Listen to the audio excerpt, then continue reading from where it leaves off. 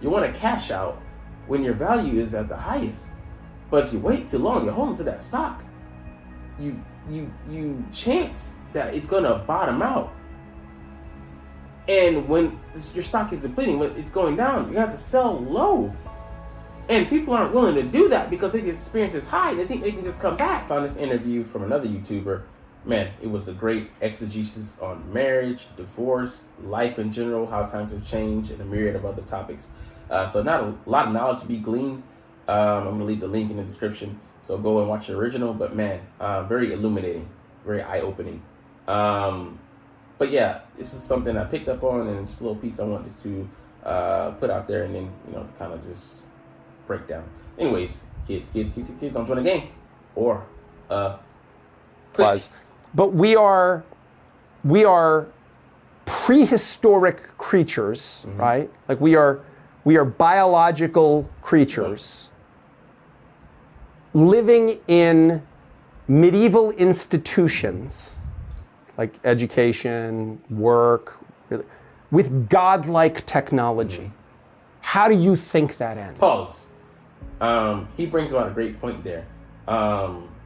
Yeah, with all the things at our disposal, we're still operating under a framework that doesn't work for us because we're living in the 21st century and trying to do things in an outdated way, or with things that in a way that technology has made, given us so many options. We've been inundated with options. So the illusion of choice. You go to a restaurant and there's 100 different things, and makes your decision, which used to be simplistic. You only had 5 things on the menu to decide from. Now it's impossible because you've been flooded with so many choices that your brain has been overloaded.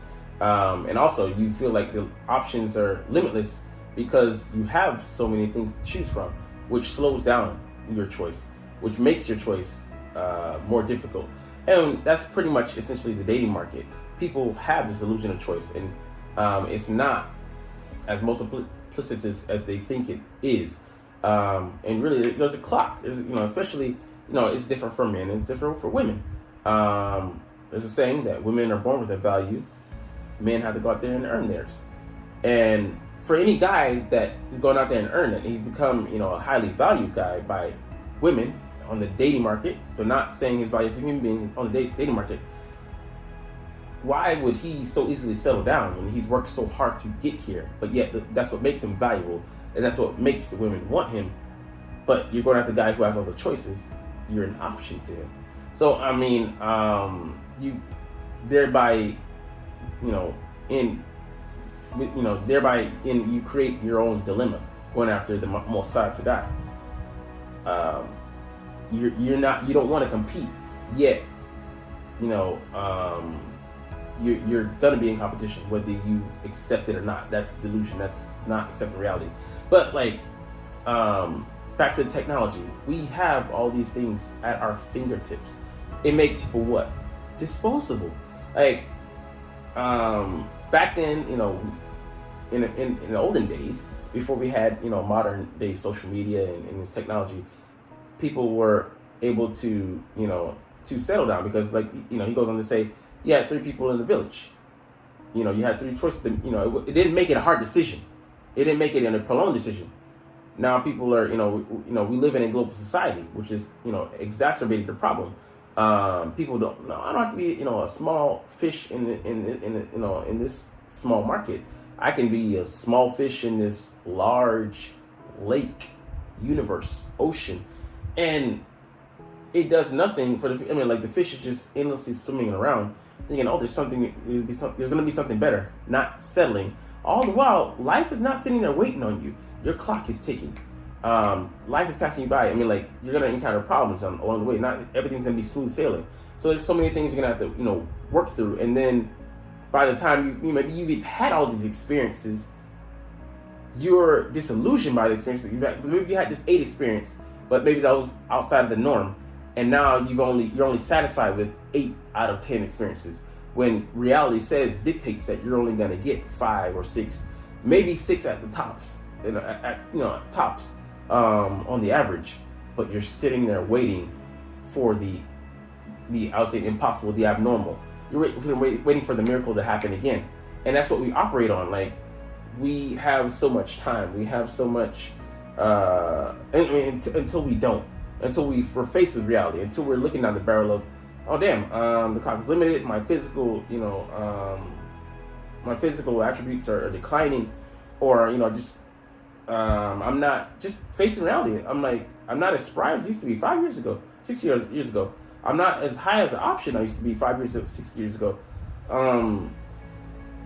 I've gained some life experiences that other people do not want along the way.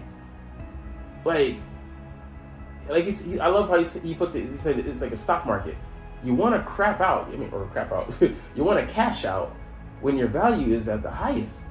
But if you wait too long, you're holding to that stock. You chance that it's gonna bottom out. And when your stock is depleting, when it's going down, you have to sell low.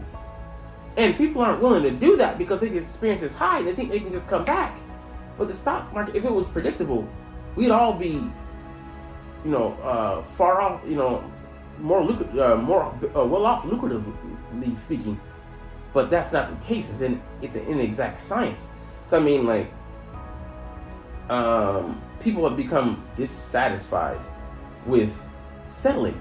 And what is wrong with settling? Because eventually we all have to settle. Like, it's inevitable. But when you become disillusioned, like, when you're living in such a time that, like, things are so advanced, you can, at your fingertips, you can communicate with somebody instantaneously, over the course, at the slowest, even like, email, it still can be instantaneous, but let's just say it's a 5-minute delay. Whereas it used to take you years, maybe, to hear from somebody across the world. And that's even if they survived. And like, our life expectancy is going up. So many things have changed that we've become sitters. We sit and wait. We play out the odds. We let things play out. We no longer make decisions. We're caught up in, perpetuity. We're like living in this existential space that we've extended, given a non-expiration date when everything has an expiration date. Everything ends. Your golden window, your window of opportunity. Your employment.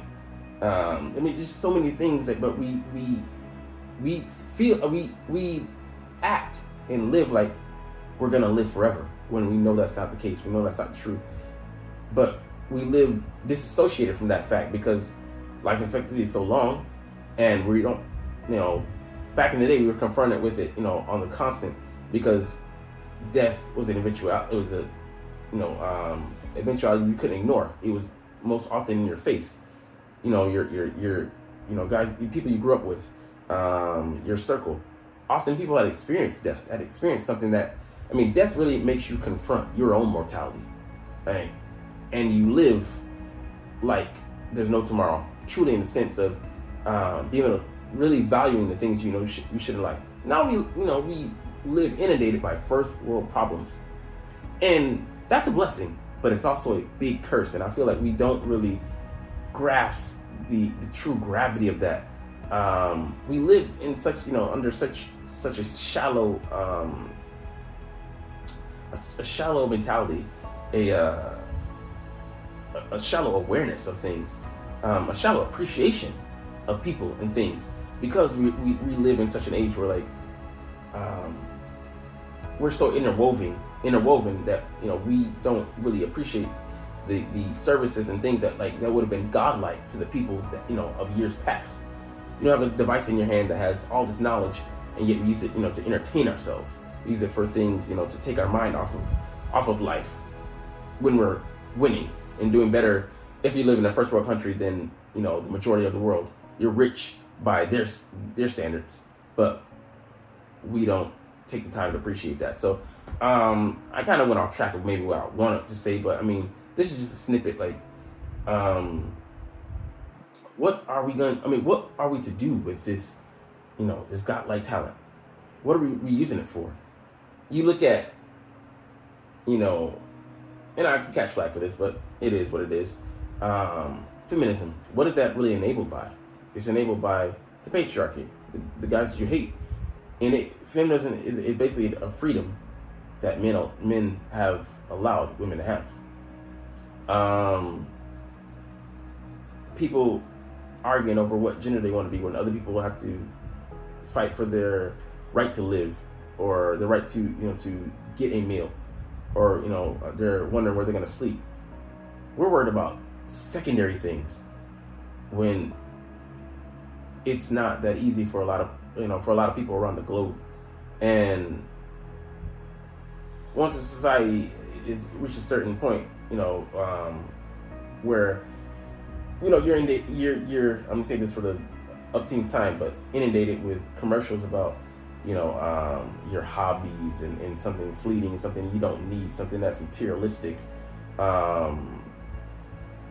You've made it as a society. You made it to the precipice, and all you can do now is decline, or try and maintain that standard, and it'd be hard for anybody to argue that Western society has done that is not going down like this. I mean, that's another topic, but technology, what we should be using it for, and what the consternation that it's caused, it's been catastrophic. I would say that dating in a marriage relationship sphere has greatly suffered because of technology. Am I wrong? Tell me down below, but I know you're not even watching. But anyways, this is an interesting video to make. Like I said, there's 1,000 different ways I could have gone with this, but I just let the conversation happen naturally. If I sound like an idiot, who cares? These are just my thoughts, so. Like, comment, share, subscribe Thanks for watching. Check me out at Cintron Anime, Cintron Life, or Cintron Laughs, or other social media.